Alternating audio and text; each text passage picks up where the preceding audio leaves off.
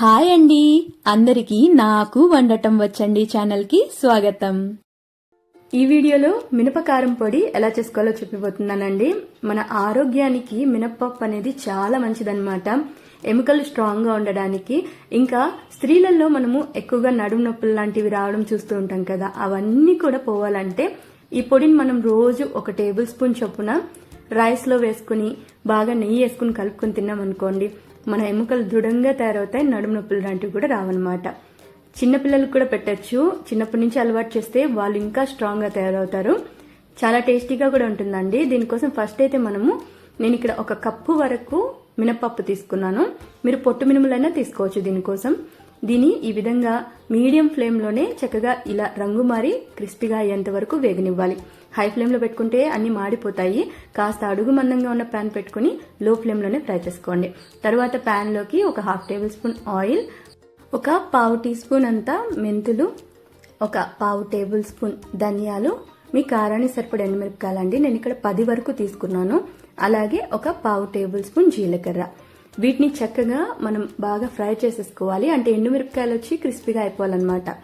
ఈ విధంగా ఫ్రై చేసుకునేటప్పుడే వీటితో పాటు 2 రెమ్మల కరివేపాకు గనక వేసి మనము ఈ పొడిలోకి యాడ్ చేసుకున్నట్లయితే కరివేపాకు వల్ల ఈ పొడి మంచి గుమగుమలాడుతూ టేస్ట్ బాగుంటుంది. కరివేపాకు ఆరోగ్యానికి కూడా మంచిది. అన్నిటినీ కలిపి ఈ విధంగా క్రిస్పీగా ఫ్రై చేసేసుకోవాలి. తర్వాత ఒక ప్లేట్లోకి తీసుకొని చక్కగా అన్నిటినీ చల్లారనివ్వండి. చూస్తున్నారు కదండి, కరివేపాకు కూడా ఎంత బాగా క్రిస్పీగా అయిపోయిందో, అలాగే ఎండుమిరపకాయలు కూడా అన్ని క్రిస్పీగా అయిపోవాలి. ఇలా అయిన వాటిని చల్లారిన తర్వాత మిక్సీ జార్లోకి తీసేసుకుని వీటితో పాటు రుచికి సరిపడా ఉప్పు, నేను ఇక్కడ రాళ్ళుప్పు వేసుకున్నాను. అలాగే ఇంగువ వచ్చి కాస్త అంటే 1/4 టీ స్పూన్ కంటే తక్కువే యాడ్ చేసుకున్నానండి. ఇలా యాడ్ చేసుకుని ఇప్పుడు నేను చూపిస్తున్న విధంగా మెత్తటి పొడిలాగా గ్రైండ్ చేసుకోవాలి. ఈ విధంగా గ్రైండ్ చేసుకున్న పొడిలోకి మనం వెల్లుల్లిపాయ రెబ్బలను యాడ్ చేసుకోవాలి. నేను ఇక్కడ 10 నుంచి 12 వరకు యాడ్ చేసుకున్నానండి. వీటిని పొడితో పాటే వేసేసుకోండి. జస్ట్ వీటిని పల్స్ ఇచ్చి గ్రైండ్ చేసుకోవాలి. జస్ట్ మనం 1 లేదా 2 పల్స్ ఇచ్చినట్టయితే సరిపోతుంది. అంతే అన్నమాట. మన మినప కారం పొడి అయితే రెడీ అయిపోయింది.